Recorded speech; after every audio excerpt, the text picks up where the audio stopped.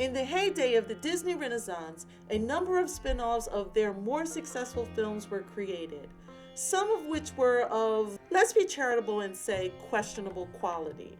Perhaps the most successful of these was Aladdin, which received a television show with a whopping 86 episode count, as well as 2 straight-to-video sequels. The first one was Return of Jafar. The film was engaging but clunky, and at times outright poorly animated. The second one, though, Aladdin and the King of Thieves, proved to be a far more compelling entry.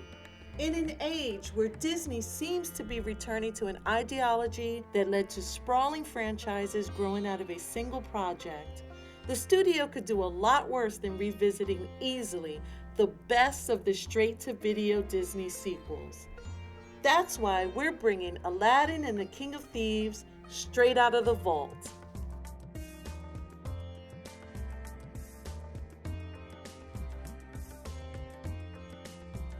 The film is set during the long-awaited marriage between Aladdin and Jasmine. Representatives from across the world have come to see the union. However, this also means that a massive fortune will be present in the form of their wedding gifts. Hoping to make off with a very specific and special relic amongst the treasure, the mysterious Kessie leads his infamous band of 40 thieves to rob the event. Although they ward off the 40 thieves, it leads Aladdin to accidentally activating the mystical oracle. The oracle reveals that Aladdin's father is among the 40 thieves and has spent the better part of the last 2 decades searching for Midas's hand, a relic that can turn anything into gold. Set to be the finale of the then massive series, Aladdin and the King of Thieves feels epic in a way that most Disney properties never achieve. This is a movie where Aladdin engages in a knife fight on the side of a cliff and finds an ancient city atop a giant mythological turtle. Aladdin even briefly becomes the King of Thieves himself to take the fall for his father's crime like some kind of Agrabah Dark Knight. I'm whatever Gotham needs me to be. But it also finds a lot of surprisingly strong character beats, thanks in large part to the work of John Rhys Davies. The venerable character actor, perhaps most famous now for his role as Gimli of the Lord of the Rings trilogy, provides the voice work for Kessie.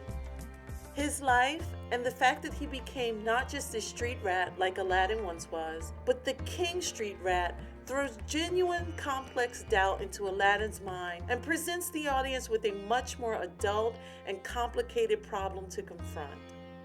Maybe Aladdin turns out just like his father and fails to actually do anything good for the world, or even perhaps runs out on his family as well. It's surprisingly mature for Disney. Also, cannot stress this enough, Aladdin gets into a knife fight on the side of a cliff. That ain't happening in the film Onward, you know. The film is also notable for the beautiful levels of spite involved in its development. See, Genie was originally portrayed by Robin Williams in the first film.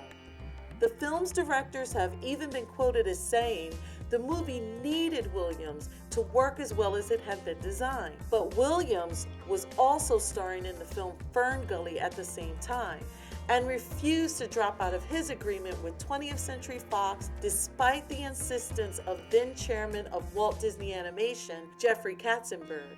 Disney appeared to retaliate, breaching their contract with Williams by making Genie the focus of most of the advertising, something Williams specifically requested the studio not do.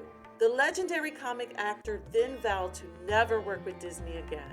The feud got so bad that former CFO of the Walt Disney Company, Michael Eisner, tried to smooth things over by gifting Williams a $1 million Picasso original.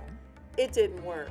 Dan Castellaneta, aka the voice of Homer Simpson, ended up playing the character in Return of Jafar and the Aladdin animated series. But while he was originally brought in to reprise his role for King of Thieves, Jeffrey Katzenberg's replacement, Joe Roth, issued a public apology to Williams over the marketing push. Williams agreed to accept the apology, the role, and the cool $1 million he reportedly made off the film. And while it may not be up to the original, he still brings an energy and comic sense that helps elevate the film. Aladdin and the King of Thieves is currently available on Disney Plus and well worth the revisit. Basically playing out like a Disney Indiana Jones with plenty of combat, fantasy, and actual complex character motivation, and evidence that this era of Disney storytelling is truly remarkable. The party going on now! Got a party! Got a party! Help me! I can't stop myself! Somebody rub the lamp! Somebody rub the lamp! Oh, you know I feel it! That's enough.